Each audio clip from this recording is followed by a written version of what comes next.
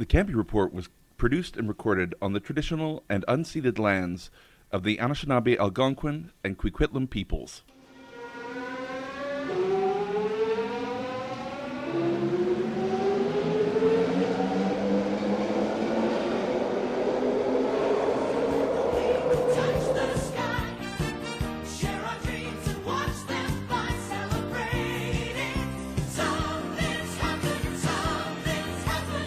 It's June 5th, 2025, and there are 499 days left until the Vancouver municipal elections. This is the Canby Report. I'm Matthew Naylor. And I'm Ian Bushfield. Welcome back, everyone. Please give us money at patreon.com/Canby Report. Yeah, patreon.com/Canby Report to support the work we do here and get access to the Slack channel and keep the discussions going. Well, we've got a bunch of stuff for you today, so we're just going to dive right into it, including a story that keeps getting stranger the more you read into it. Truly just strange people start showing up and saying strange things that you wouldn't expect.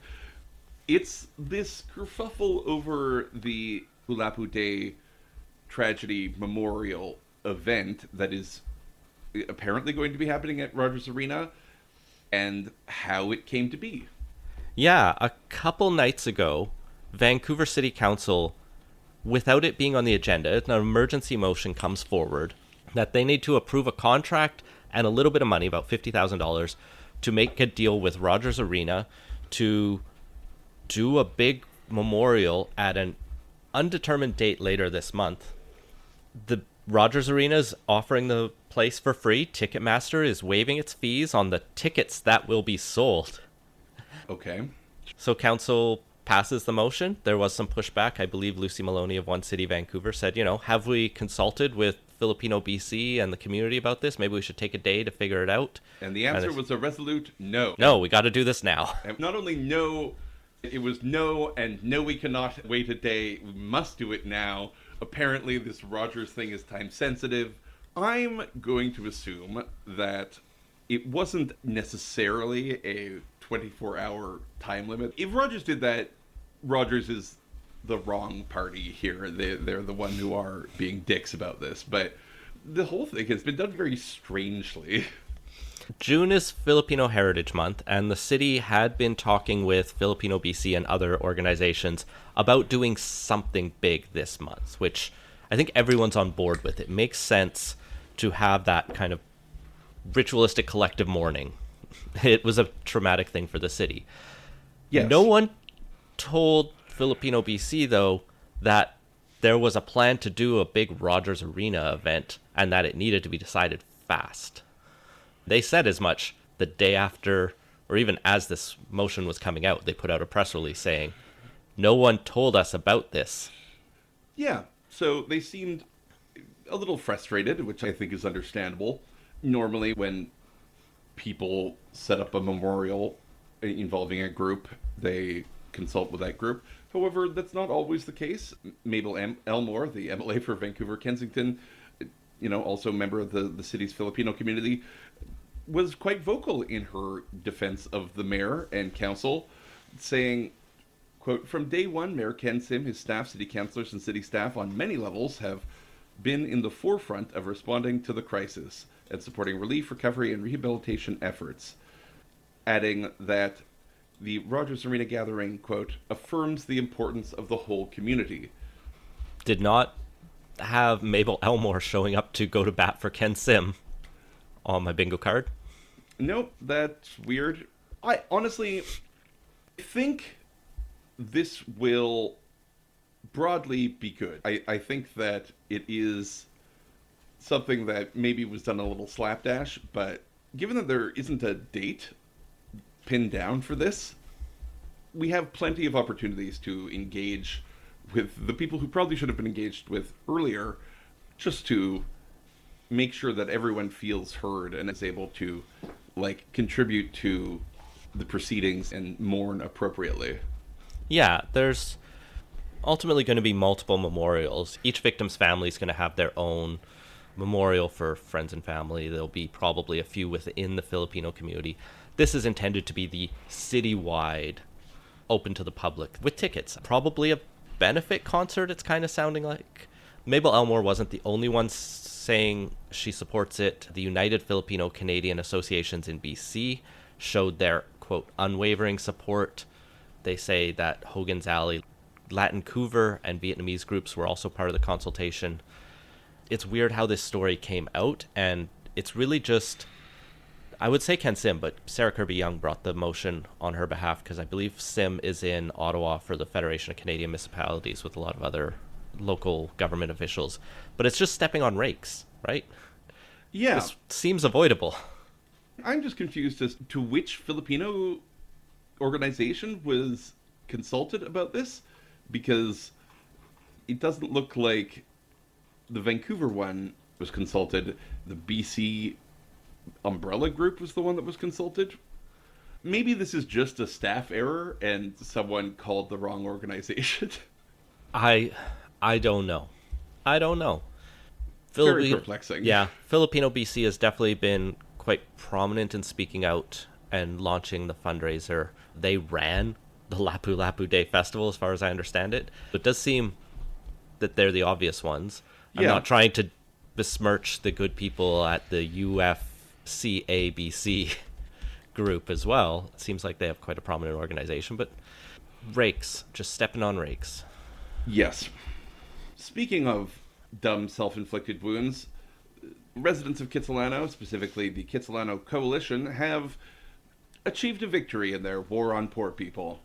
Yes, the Kitsilano Coalition had been fighting the supportive housing project planned for Arbutus and roughly Broadway for years. We've covered this on the show. They fought legal battles. The province brought in legislation to justify it and push it forward. They fought legal battles over that, and they'd had the Kitsilano group had won at the Court of Appeal, arguing that the province overstepped and the city needs to do a new public hearing into this, or at least litigate that. The city has now said, we feel like we're going to lose, so we're just going to pay out your legal fees and stop proceeding with this rezoning. Which is a shame. There is such a strong need for a spectrum of housing that people who need support can avail themselves of. Like, there's, number one, not enough housing in general, and that's a big problem in and of itself. One of the reasons why places like this sometimes get a bad reputation is because there is so few options for people that people end up getting slotted in to a building that isn't appropriate for their needs. This comes after the council passed its pause on supportive housing, where Ken Sim assured us all that projects that were in stream would continue, but now they've killed an in-stream project, and that's just less housing to come forward overall, especially for those who need it the most. Yeah, it's very disappointing. I'm not surprised that ABC has basically taken the pushback that they were receiving and used it as an opportunity to completely capitulate. Seems very much in their playbook. Nevertheless, it would have been a 13-story social housing project. There were over 30 hours of public hearings, 300 speakers were heard, 2,000 written comments were received, and basically the Kitsilano Coalition filed this lawsuit saying that the public hearing process was unfair because of the memorandum of understanding between the City, BC Housing, and CMHC, Canada Mortgage and Housing Corporation, hadn't been released prior to the public hearing, which is a very finicky tale to be objecting on. Absolutely infuriating. It's not the only thing the city is giving up on. The city has also announced that they are pausing plans to dissolve the Vancouver Park Board, as the province doesn't seem that interested in doing it for them. Yep. Well, backing down and loving it, the city, after basically causing a split in the ruling party between Parks Board commissioners who were in favor of abolishing themselves and Parks Board commissioners who were against it, that effectively caused a Better City Vancouver to split itself in half. It's been reported on that the city asked for the park board to be dissolved and that the park board passed a resolution to continue existing. Both of those things are non-binding, and it is only the province could have done this because it is part of the City of Vancouver Act. Like, the province has never said, we won't do this. They've actually said, bring us a credible plan and we'll get around to it. And in Ken Sim's words, they're very supportive and about to do it, just we don't know when. No bill came in the spring sitting, probably because they had bigger things on the mind, like The massive tariffs trade and war, yeah. putting all power in cabinet's hands for various decision-making things. It wasn't there already, but, Yeah. you know. Accelerating the concentration. But, yeah, dissolving the park board when things aren't... We've had our disagreements and criticisms of the park board, Yes. but I don't think either of us have ever said it needs to be a rush process. No, in fact, I don't think that the park board model is the best one. I actually think we should be exploring what alternatives could exist for park board management.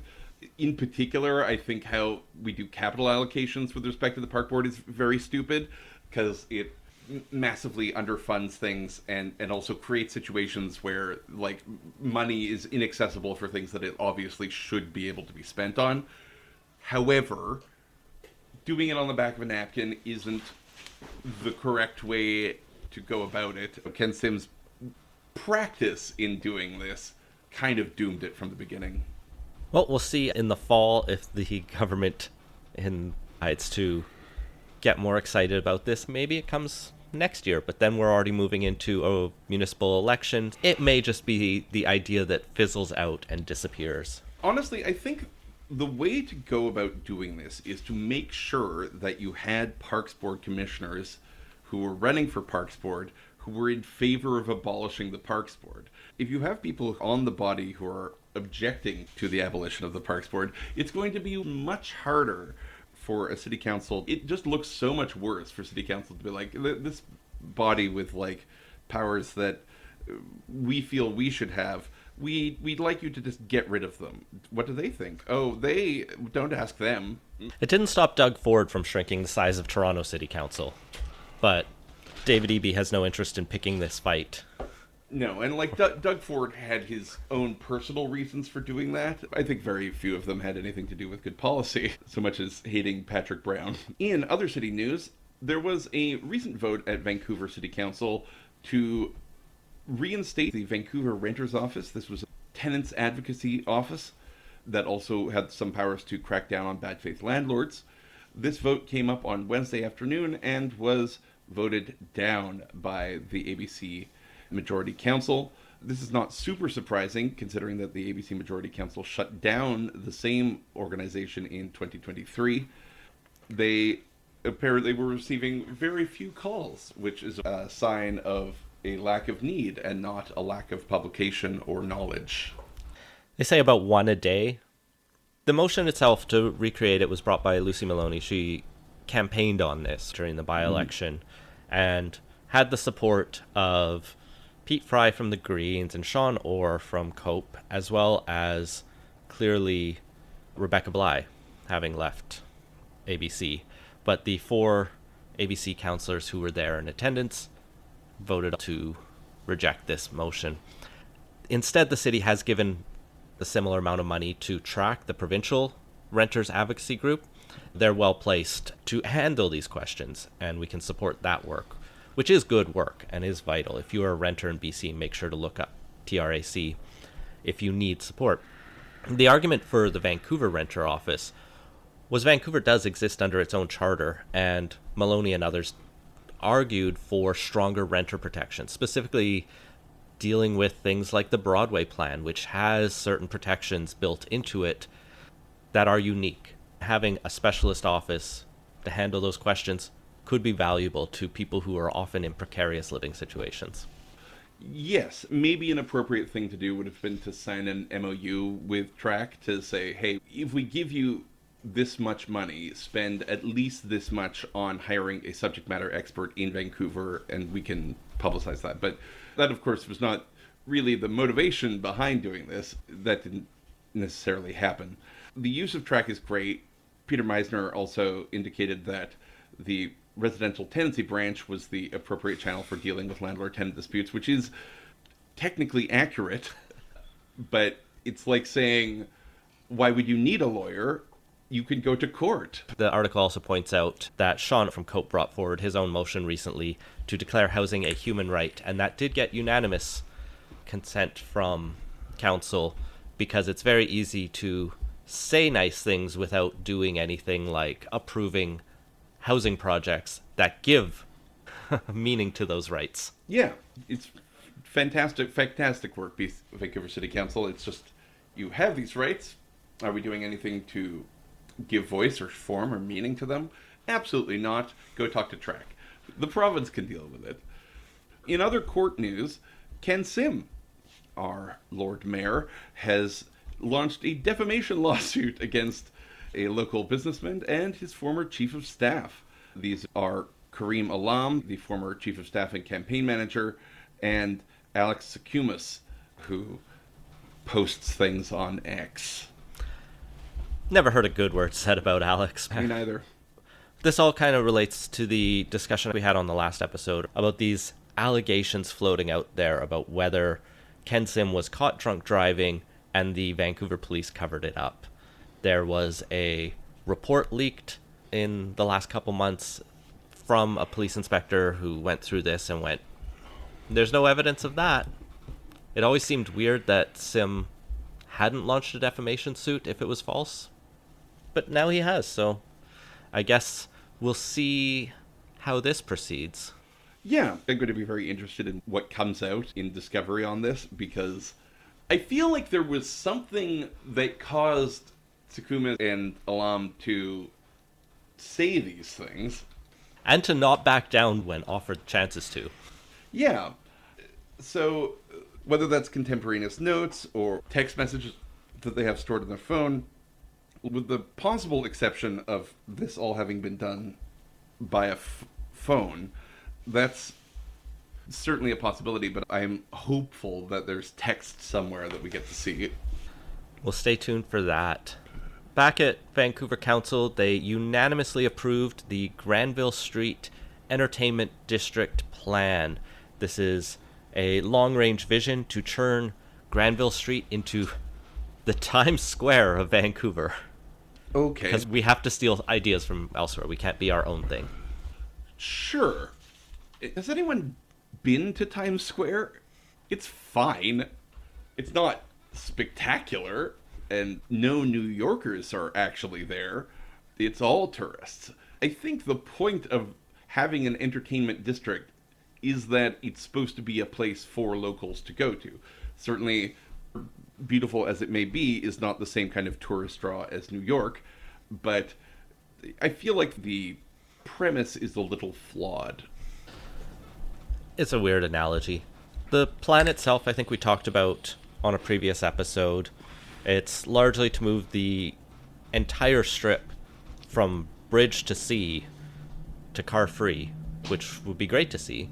It'll start in phases. There'll be a lot of infrastructure improvements to make it more walkable, to make it more a plaza. Honestly, I don't hate it. No, it's pretty good. I think Vancouver is unusual in not having a long pedestrianized mall anywhere in its downtown. Like Ottawa's got it. Toronto doesn't really, but Calgary has Stephen Avenue. Mm-hmm. They're lovely places, and I think Vancouver will be better off for having it.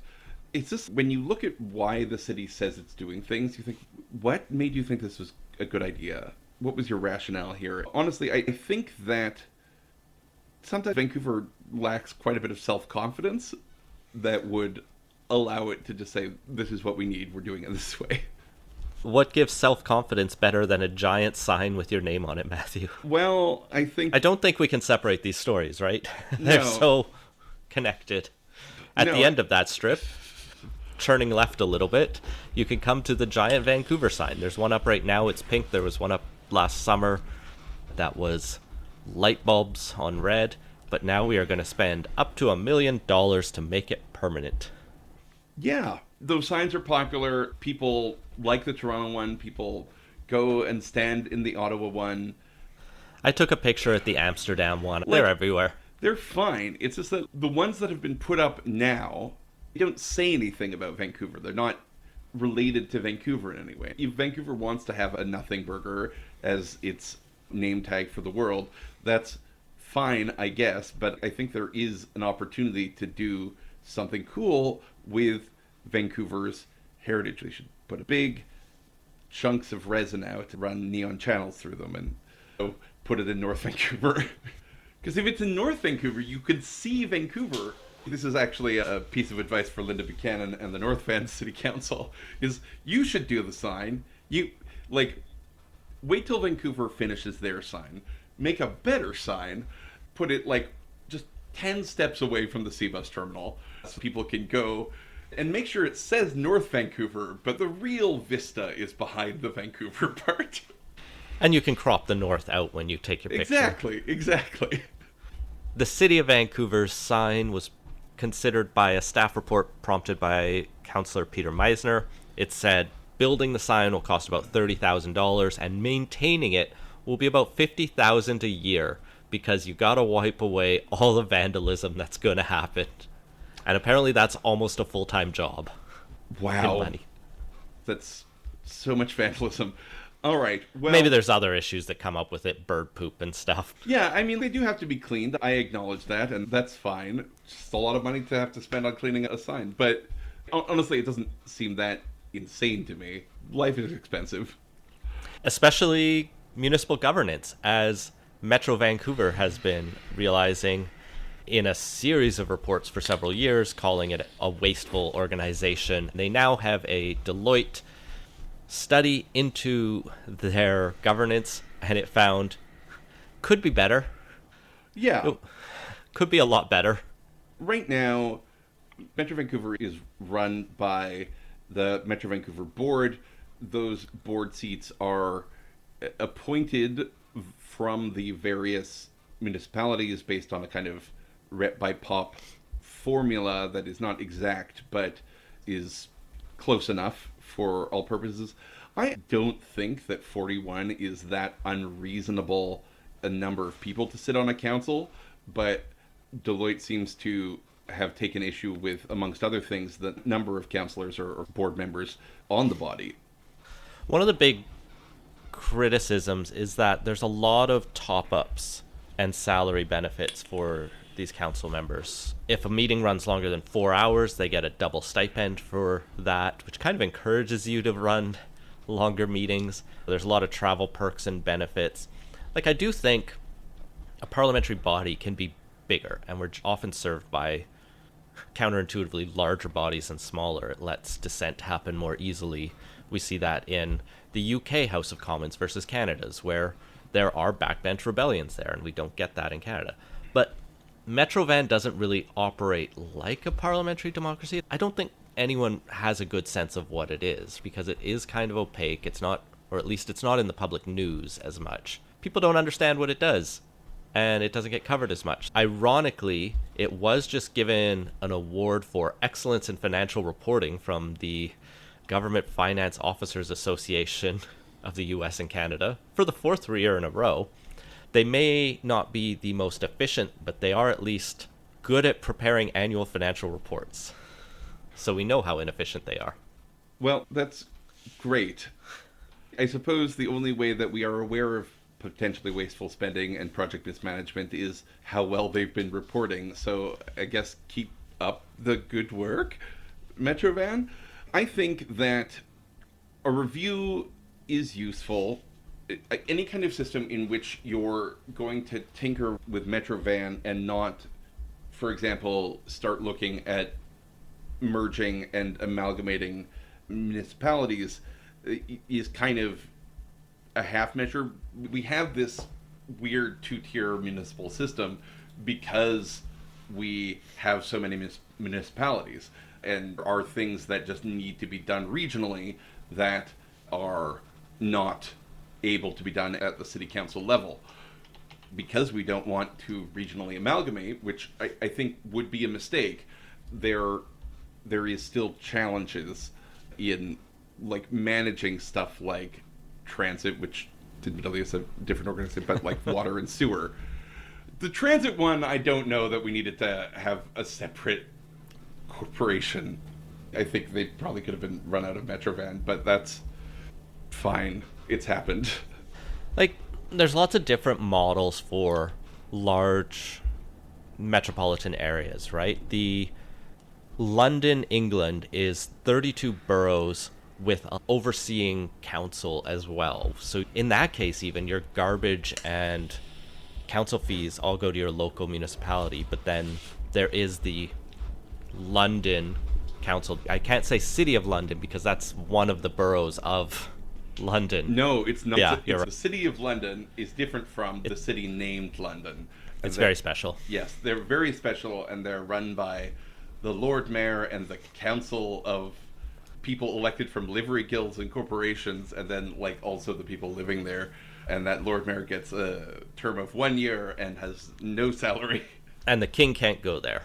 Yes, without permission. But there are different models, so I don't know. It's tough, right? Because in Metro, like the London boroughs are all rough. Like they're not all exactly the same size, but I don't think they're as disparate as Anmore and the city of Vancouver are in Metrovan, where you have a municipality of a couple hundred or 1,000 people, and one of 600,000 or 800,000 people. Yeah, to London's credit, they have been willing to muck about with the internal divisions. They actually reduced the number of boroughs fairly substantially, merged some of them. They tried to avoid doing stuff like doing these like double-barreled things, and largely managed to avoid that. We do have stuff like the Royal Borough of Kensington and Chelsea, so not totally successful, but at least there is a kind of ongoing effort to upgrade London's governance, one that I think Vancouver feels it's a little too ossified and path dependent to really take a swing at. That hasn't stopped the calls for amalgamation. We see that in Justin McElroy's piece that we'll link to, and also prominently former mayor of Vancouver and premier of BC Mike Harcourt came out and said, yeah, there's too many municipalities, let's make it 6 to 8. As soon as you say a number like that, you got to start spitballing exactly what those are. And he's like, it was exactly what we did when we found out that was his suggestion, and we did come up with a perfect plan. Yeah. Which we will not be sharing with you today because, consulting fees or something. Who knows? Speaking of one of those sub-regional municipalities, actually two indeed, Langley and, of course, Langley, city and township both. But not Fort. No, not Fort Langley. Basically, Langley Township and the city of Langley are in the process of splitting their policing. The history of why we have so many municipalities is one of rural folk resenting the costs of urban areas. We have the township of Langley because they decided they didn't want to pay for all those fancy streetlights in the city of Langley. And today, the township of Langley has decided they don't want to pay for the policing of the city of Langley. They have, a couple years ago, notified their intention to cease their negotiated RCMP contract with the city, and the divorce, as Global News calls it, is well underway. Most recently, the township of Langley has claimed one of the RCMP buildings, and the city will need to find its own soon as this contract falls apart. I'm surprised that the city or the township owns the building and not the police, but that's neither here nor there. I think it's a wrong-headed way to approach how a city is run. People from the rural section of Langley still benefit from many of the amenities that the city provides, both like through the auspices of the city itself and also just the fact that a city exists there. If they didn't have that urban center, their lives would be worse. By offloading the cost of policing, which, more crime happens in a city, that's broadly true. Not always, but broadly. The rural section is not only offloading it onto the city, but onto everyone in the city who has to pay for those increased costs, which they're still like availing themselves of just intrinsically by living nearby, unless everyone from the township just decides that they're never ever going to visit Langley City and there's some kind of enforcement mechanism for that. I think this is bullshit and bad.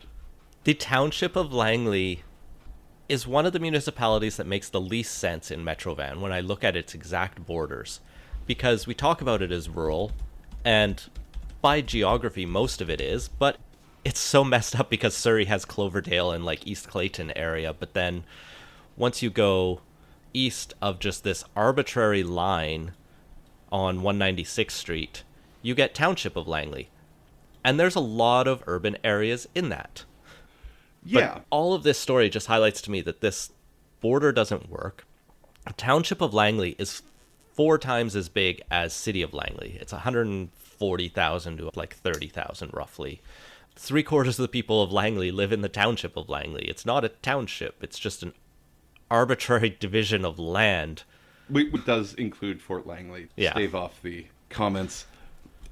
I don't know. The whole thing needs redrawn. I'm most resentful of Langley's, possibly because I don't live there, but I can't understand the differences. The township wants an extra million or 1.7 million from the city. The city says we need to split costs fair. It's just politics. They're trying to split their policing.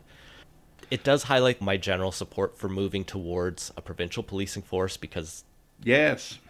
and maybe even just a south of Fraser force that covers all of these areas, except I guess Surrey can have its own mandated policing now. Surrey, and let's make sure this doesn't provide any peace or solace for the Surrey City Council. For the province's part, they have no interest in adjudicating this. They are just happy to let the cities and township decide it amongst themselves. But I don't know, we'll come back to it, I'm sure, because this split is not happening quick or amicably. Moving back into Words Vancouver, a new initiative is launching. The first of its kind in Western Canada, a worker-owned co-op news outlet that would cover the Tri-Cities, Burnaby, and New Westminster. Last year, Glacier Media killed the Tri-City News, Burnaby Now, and New Westminster Record. They had put them online for a while. They said, oh, this isn't working out, we have no money. And unceremoniously, they fired the quite talented reporters who were still left. Now, those reporters have come together with Unifor and the Union Cooperative Initiative to say, we're launching a fundraiser to hopefully create this workers' initiative, collective journalism outlet, the Save Our Local News. They want to raise $100,000. In the first day, they got about 12 or 15,000. Not bad. You need to get a lot pretty quick on those GoFundMes. I like the idea. There's such a weakness in the local media scene. We rely on it heavily. Yes. Because we can't attend all these council meetings directly. We're usually reporting secondhand stuff. It is a tremendous challenge. News is essential for a functioning democracy. Democracy happens as much in the newspaper as it does at the ballot box. And if there is no appropriate or adequate place for news to get to people, that's going to be an issue. We have broad set of historic legacy media that are becoming less profitable, and therefore the corporations, and to their credit, they are effectively required to do this because of their fiduciary responsibility to shareholders to shut down these places. However, there really does need to be the work that they were doing, and for whatever reason, people aren't reading the news in the same way anymore to maintain profitability. Yeah. The region they want to cover is 600,000 people. They deserve local news. It affects me personally. SaveOurLocalNews.ca. And at least sign up for their mailing list and find out how that campaign goes. Yes. Well, that brings us to the end of another episode of the Cambie Report, and we end every episode of the Cambie Report with a Vancouverata, a small tidbit from Vancouver's history. This particular is the invasion of the wall lizards. Tell me about the history of zoos in BC first, Matthew. So BC has had a variety of zoos over the years. One of my guilty pleasures as a YouTube watcher is lions jumping in their enclosures at zoos, like jumping at people and then hitting their face on the glass. That's very funny. No one gets hurt. The lions just look dumb, but it's fine. Apparently, that isn't always the case. At one point, a child was eaten by a lion at a BC zoo.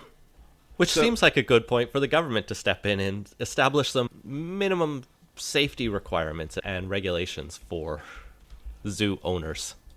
So that effectively shut down the first era of zoos in BC, leading to changes. After all these zoos were shut down and new legislation was brought in to license zoos, people started licensing zoos again. The first person to do that was a gentleman operating out of Saanich or Victoria, the capital region, named Rudy Sauerbox. And Rudy operated his pet park, it's Rudy's Pet Park, from 1958 to 1970, holding, amongst other things, chimpanzees, alligators, lions, and wolves, one of which starred in a movie with Rock Hudson.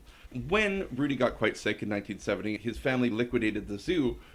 Most of the charismatic megafauna were sold off to what is now the Greater Vancouver Zoo. However, the European wall lizards were just let go out into Saanich, and they have thrived. 700,000 of them now exist in British Columbia, all the way up and down Vancouver Island, and they've made their way over to the mainland and have made their way as far as Chilliwack. They are a destructive invasive species, and it's not great. And there's so many invasive species in the Victoria region between the lizards and the bunny rabbits, which Yeah. have also made it to the mainland. Not usually as wild a backstory as like a pet park shuts down and they just dump them on the street. Euthanizing the lizards would have been a better call. But the people who love animals and run zoos maybe have a very short-sighted view of what loving animals might mean in that context, but who knows? The wall lizards are dangerous to animals like the sharp-tailed snake, Pacific chorus frogs, and the northwestern alligator lizard, all of which are feasted upon by the wall lizard. Canada doesn't have many lizards. BC is one of the few places where you can find them in Canada, but not anymore. Maybe certainly not our indigenous lizard species. If the wall lizard has its way to about things. Special shout out to Bob Kraunbauer for highlighting this story on his Instagram reels. Bob's done a lot of really fascinating posts in recent months and years about BC history, so give him a follow if you're into those kind of factoids. Absolutely. And that is it for this edition of the Canberra Report. Thank you very much for listening. For Leg and Boot Media, I'm Matthew Naylor. I'm Ian Bushfield. Good night.